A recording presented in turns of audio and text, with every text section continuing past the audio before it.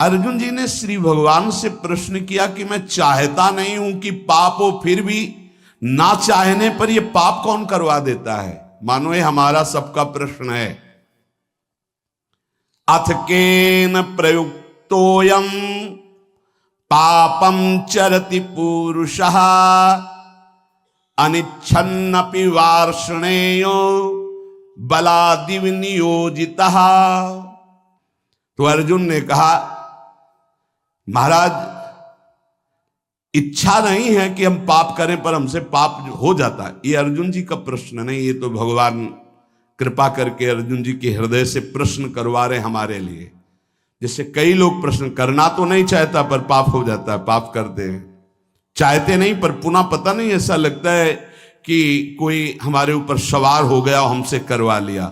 अथ केन प्रयुक्तोयम पापम चरति पुरुषः अनिच्छन्नपि वार्ष्णे बलादिव नियोजिता।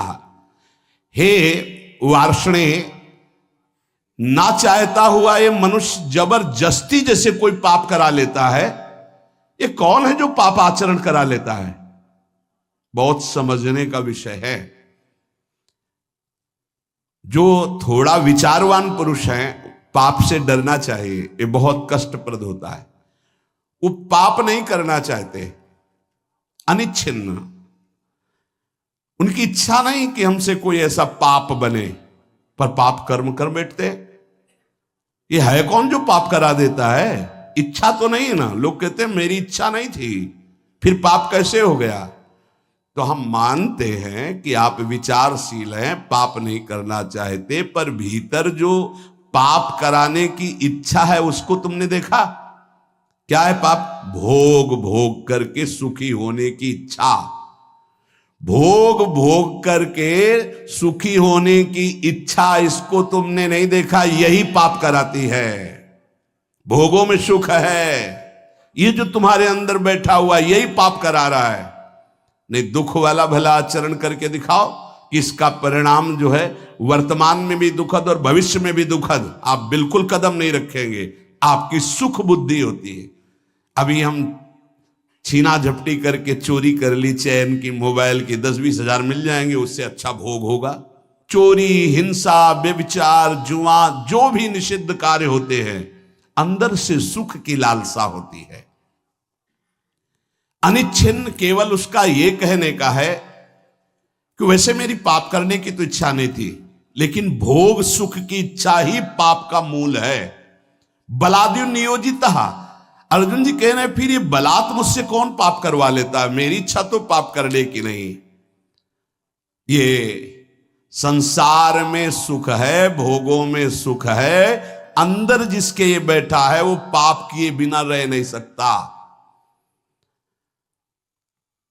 जैसे दुर्योधन भगवान को कह रहा है कि जानामि धर्मम न च मे प्रवृत्तिर, जानाम्य धर्मम न च मे निवृत्ति, केनापि देवेन हृदय स्थितेन यथा नियुक्तोस्मि तथा करोमि। केशव, मैं धर्म को जानता हूं पर उसमें मेरी प्रवृत्ति नहीं है।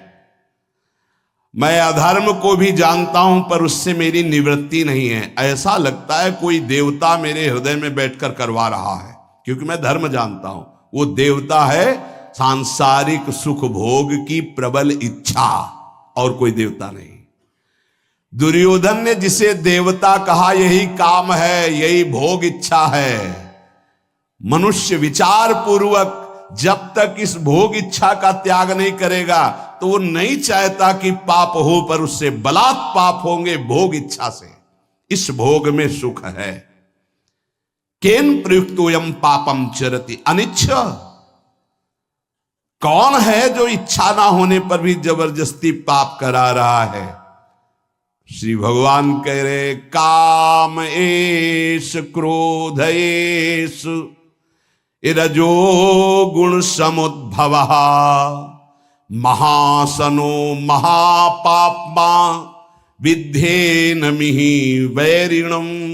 अर्जुन, ये रजोगुण से उत्पन्न हुआ काम, यही पाप का मुख्य कारण है। भोगों में सुख है, काम। अब देखो आज की हमारी समाज की धारा किधर बहती जा रही। ये जो बच्चे परस्पर मित्रता, boyfriend girlfriend, live in relation, ये जो आज के नई पीढ़ी में ये रोग लग गया है और इसे स्वीकृति भी है, नाश की तरफ हमारी समाज की वृत्ति जा रही है। जहां संयम, जितेंद्रियता, ब्रह्मचर्य, परम पवित्र शरीर, फिर पाणि ग्रहण और आदि आदि आदि, वहां कोई धर्म शास्त्र का भय नहीं, कोई गुरुजनों का भय नहीं, कोई भगवान का भय नहीं। शास्त्र हमारा प्रधान कानून है। वेद, पुराण, पौराणिक, ब्रह्म ऋषि, ये हमारे परम कल्याण के लिए जो सूत्र बोले, ये अगर हम वैदिक सिद्धांत, शास्त्र सिद्धांत, गुरुजनों की वाणी की वृत्तियों को नहीं पहचानेंगे, नहीं सुनेंगे, नहीं समझेंगे, तो हमारी वृत्तियां हमारा नाश कर देंगी। कौन है जो ये पाप करा रहा है? तो भगवान कह रहे हैं रजोगुण से उत्पन्न हुआ ये काम, ये काम ही पाप का मुख्य कारण है। और यही क्रोध रूप में परिणित हो जाता है। बहुत खाने वाला महापापी, ये बैरी बहुत ही नाश करता है। इस विषय में सबसे बड़ा दुश्मन ये काम है। ये रजोगुण से उत्पन्न हुआ है। ये राग से काम उत्पन्न होता है। बहुत बहुत इसको सीमा में किया गया है। भगवान ने आगे वर्णन किया है कि धर्मयुक्त काम मैं हूं। भगवान धर्मयुक्त काम मैं हूं। पाणिग्रहण संस्कार करके घर गृहस्थी में संतानोत्पत्ति के लिए जो चेष्टा है, काम चेष्टा, वो धर्म में बांधकर निर्विकार होने के लिए, उसे बेविचारी बनाने के लिए नहीं है कि एक सीमा में बंद करके एक ऐसे शास्त्रीय पद्धति के अनुसार चलने से निष्कामता आ जाए। किसी धर्मपूर्वक एक को स्वीकार करके जब, तो घृणा हो जाएगी। आप देख लेना, ये जब से मोबाइल आया और इसके दूषण वृत्तियों को स्वीकार के, तो हमारी नई पीढ़ी बहुत हानि को प्राप्त हो गई। जो नए सिद्धांत अन्य जनों के आए, अन्य प्रांतों के देशों के, वो बहुत हानिकारक हो गए।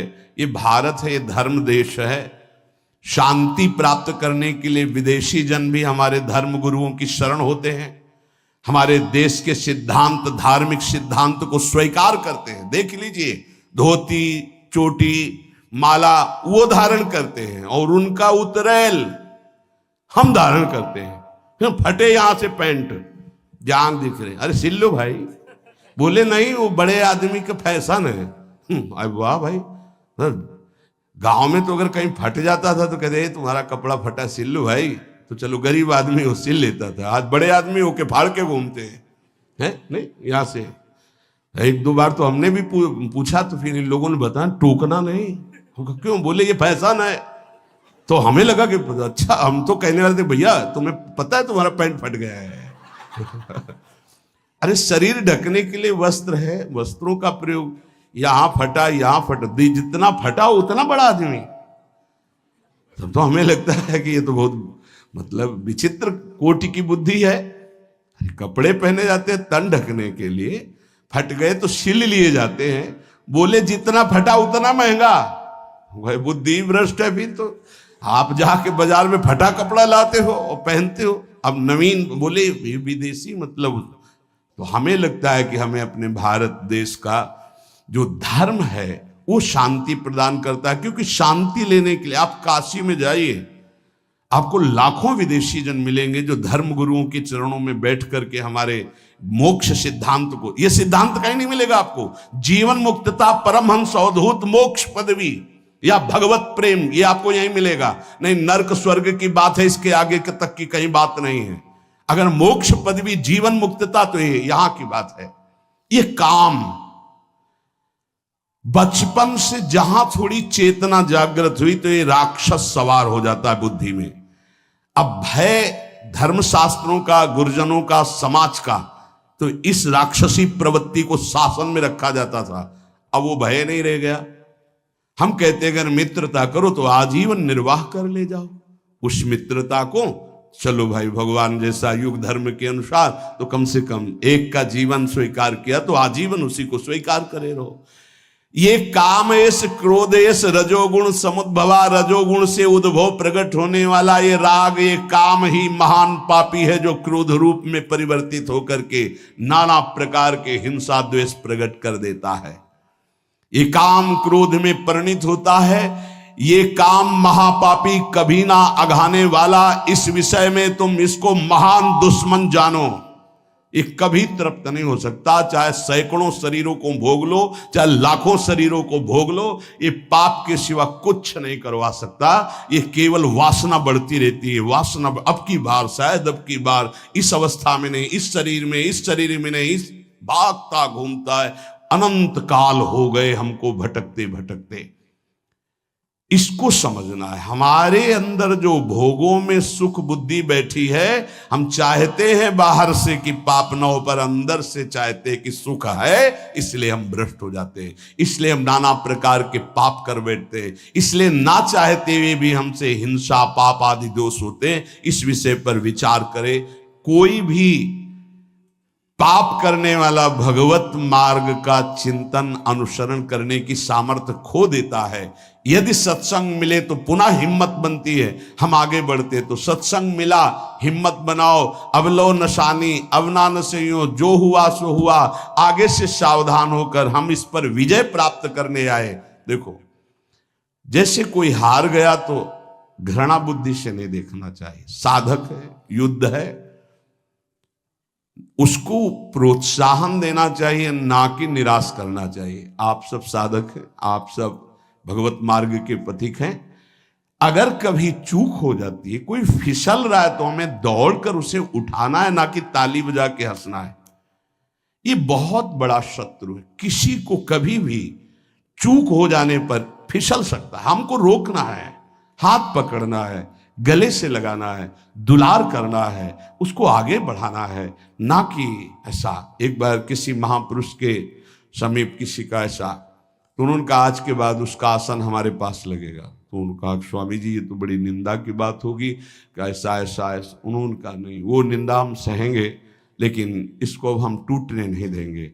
वो रो पड़ा साधक और कहने लगा स्वामी जी ऐसा प्यार तो हमें जीवन में कहीं नहीं मिला। बोले इससे भी अधिक मिलेगा। जहां दंड मिलना चाहिए वहां जब प्यार, तो वो साधक इतना अच्छा तपस्वी और जितेंद्री बना कि कुछ काल में जब हम ब्रह्मावर्त बिठूर में थे, तब वो जब मिले, वो अपनी घटना बताई। तो महापुरुषों के चरणों की जय हो। जो अगर उसी समय वो उसको कह देते जाओ मैं त्यागता हूं, तो साधक टूट जाता, बिखर जाता, क्योंकि अब उसको लगता अब क्या सब गया। लेकिन जब महापुरुष संभाल लिए और उन्होंने कहा, तो फिर उसको लगा कि मैं नीच तो हूं, पर जब गुरुदेव ने संभाल लिया तो अब ऐसा उत्तम महात्मा। और वो गंगा जी की सीढ़ी पर बैठ के जब बता रहे थे, तभी लगा कि महापुरुषों में कितनी सामर्थ्य होती है, कितना दुलार होता है। इसलिए आपस में एक दूसरे को फिसलने से बचाना है। कोई फिसल रहा है तो मजबूत हाथ से हाथ मिलाना है और उसे घसीट के निकालना है। एक भी टोली में कोई बिखर न पावे, एक भी हमारे कोई टोली का दूसरा पक्ष ले न जा पावे। काम क्रोध लोभ मोह मद मत्सर, आप बहुत सामर्थ्यशाली हो, आप उसकी रक्षा करना, आप उसके भावों को सजाना, आगे बढ़ाना। प्रभु एक बार जो आपका शरणागत हो गया, सुनते हैं कि उसका नाश नहीं होता, नामे भक्ता प्रणश्यति। इतना भी सुना है कि अगर झूठा खेले तो साचा होए। झूठे से कोई कह दे कि हे कृष्ण मैं आपका, तो आप सच्ची मान लेते हो, इतने करुणामय हो। प्रभु आप संभालना। हम जीवन में ये ध्यान रखें कि वास्तविक कोई भी साधक या कोई भी परमार्थ का पथिक पाप नहीं करना चाहता, पर अंदर एक इच्छा है जो पाप कराती है, जिसका नाम है भोग वासना, काम वासना। भगवान उसको कह रहे ये नित्य बैरी है, जल्दी मरने वाला नहीं है। इसलिए हम जब स्वयं बलवान नहीं होते तो बल का आश्रय लेते। मेरे बल सी वृंदावन रानी, हमने महारानी जी का आश्रय लिया है, गुरुदेव का आश्रय लिया है। हमारी चूक, हमारी गलतियां वो क्षमा करेंगे, हमें आगे बढ़ाएंगे। हम खूब नाम जप करें, कभी निरुत्साहित ना हो। हर स्थिति में हम भगवत प्राप्ति कर सकते हैं। आखिरी श्वास तक हम लड़ेंगे इन विकारों से, और प्रियालाल हमारा लड़ना देख करके वो राजी हो जाएंगे, हमें प्राप्त हो जाएंगे। पक्का विश्वास करो, विश्वास करो। यद्यपि भक्त अनन्य जो विषय इंद्रियन बस होए, कर्मठ कोटि जितेंद्रियन तेषम लहै न कोय। यद्यपि वो विषयी है, पर उसने श्यामाजू का अनन्य आश्रय ले लिया। उसकी समानता करोड़ों जितेंद्री, करोड़ों कर्मकांडी संयमी नहीं कर सकते। इसलिए हम बाजी जीत गए। नागरी दास ई जन्म जितायो, बलिहारी बलिहारी।